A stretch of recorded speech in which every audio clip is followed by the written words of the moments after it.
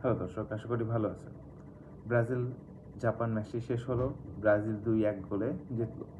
কিন্তু এখানে অ্যাপ্রিসিয়েট করতে হবে জাপান দলকে, তাদের ফিডব্যাক, তারা যে ফিডব্যাকটা দিয়েছে সেটা সত্যি অসাধারণ।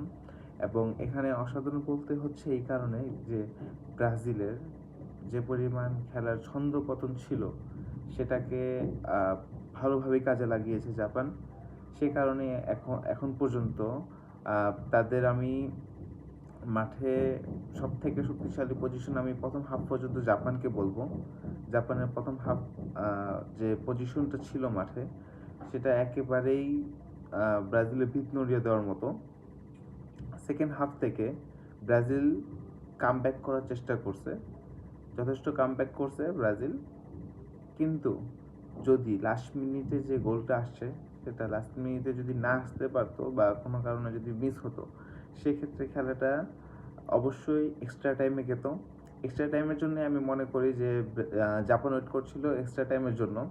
যদি এক্সট্রা টাইমে এই খেলাটা যেত সেক্ষেত্রে ব্রাজিলের জন্য সত্যি অস্বস্তিকর হয়ে যেত, কারণ তাদের স্ট্রাইকারগুলো বলতে গেলে আমি যদি জাস্ট ভিনিসিয়াসকেই বলি, তার 90 মিনিট ওভারঅল পার হয়ে গেছিলো। এরপরে যদি ভিনিসিয়াস খেলতো তার থেকে আউটপুটটা তেমন আসতো না।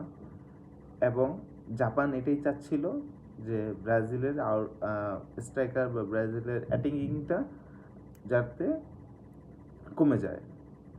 তো এখন ব্রাজিলের যে দিক দিয়ে কাজগুলো করা দরকার সেগুলো অবশ্যই ব্রাজিল না করলে তাদের জন্য রাউন্ড 60-তে খুবই কষ্ট হয়ে যাবে ম্যাচ বের করে নিয়ে আসা।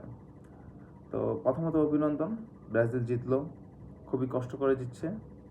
তো ব্রাজিলের এখান থেকে ম্যাচটাকে থেকে অনেক কিছু শিক্ষা নিয়ে রাউন্ড অফ 16-এ খেলা উচিত এবং খেলতে হবে। না হলে ব্রাজিলের এরকম ছন্দপতন ম্যাচ দিয়ে খেলা চলতে থাকলে নেক্সট কোয়ার্টার ফাইনালে যাওয়া হচ্ছে না।